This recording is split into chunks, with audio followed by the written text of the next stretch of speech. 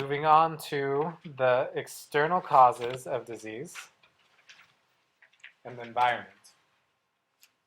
We'll go more in depth than we talked about this last week. So wind has like this big movement quality, right? The wind's blowing, it's moving. What it'll do is when it hits the pores of our skin, it'll cause it to open up. When it opens up, what's happened? Our defenses aren't as strong. Then it will allow any of the other external factors or external evils to attack us. So some really common ones are a wind cold. You call it an external wind cold. And this is an example of a common cold. Wind comes first, opens the pores, then the cold enters. This is the one where you have that itchy throat, really copious nasal discharge that's clear. You can get a headache starting from right here at the base of the neck and going up to the head. Right, that's a wind cold. Okay. Versus having a wind combining with a heat or fire. But you'd call it a wind heat. That's where you have the really strong sore throat. Nasal discharge is thin and yellowish or greenish. You can cough up phlegm, it'll be yellowy. Versus the wind cold, the phlegm will be clear, copious. Wind heat, it'll be thick and yellow, hard to get up, or even green if it goes further. Do you still consider that as external condition, or in between external to become internal condition?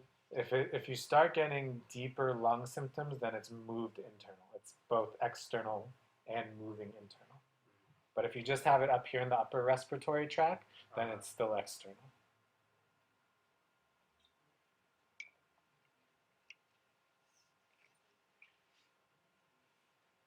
So when we talked about the wind cold and you get that headache in the back of the head predominantly, that's because cold constricts the flow, right? When you get cold, you want to bundle up and you constrict.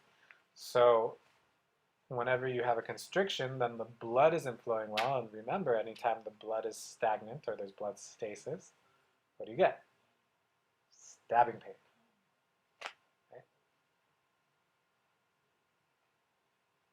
Yeah, notice how like basic a lot of this is. It's like common sense.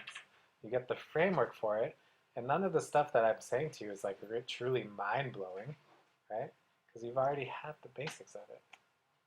But then you can start applying these left and right to all sorts of different conditions. That's what's like mind-blowing, in my opinion. Okay. So fire and summer heat. Fire is just too much heat. Summer heat is during the summertime when you have, for instance, like a late summer.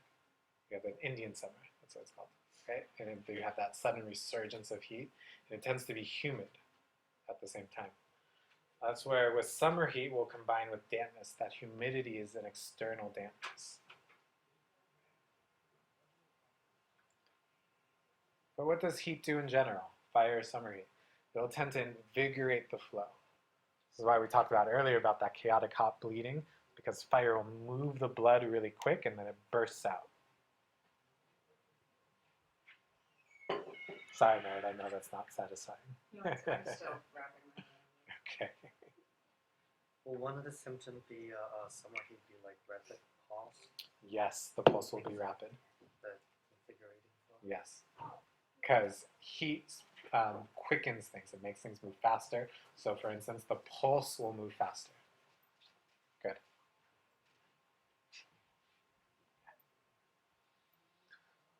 So just like internal dampness, external dampness will still be like pathological fluids and will still have a heavy feeling to it. Okay.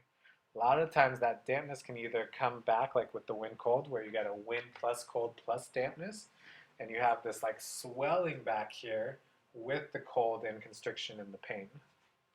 Swelling in the back of the neck. But wind, cold, and damp can attack the joints. That's one form of arthritis. It directly attacks the joints. So the wind will make it itchy because it moves and you itch to catch it. or it'll move from joint to joint sometimes. It'll move around.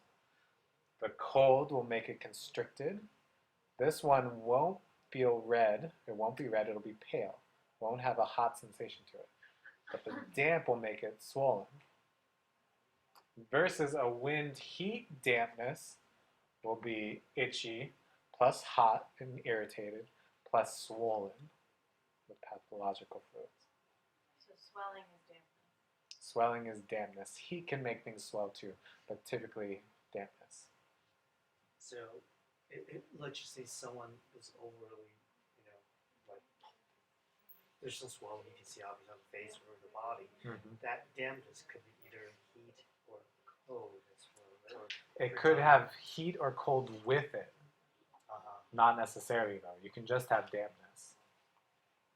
And what you're talking about, like if it's an acute condition where the environment's attacking us, then it's all this external stuff. But you can have internal causes of dampness, for instance, from diet and from the pancreas being deficient. Other causes too that we'll talk about later.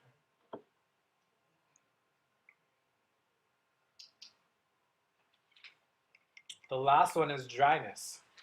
Dries things out. This is like going to Burning Man, right? You're in the playa, it's hot, it's dry, there's wind blowing, there's all this dirt everywhere, right? Dries you out.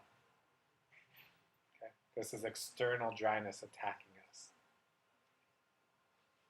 What do they tend to do? They tend to bleed easily. They're super thirsty. Right? Sometimes it takes a while for their lungs to recuperate. The lungs are the sensitive organ. They don't like getting too dry.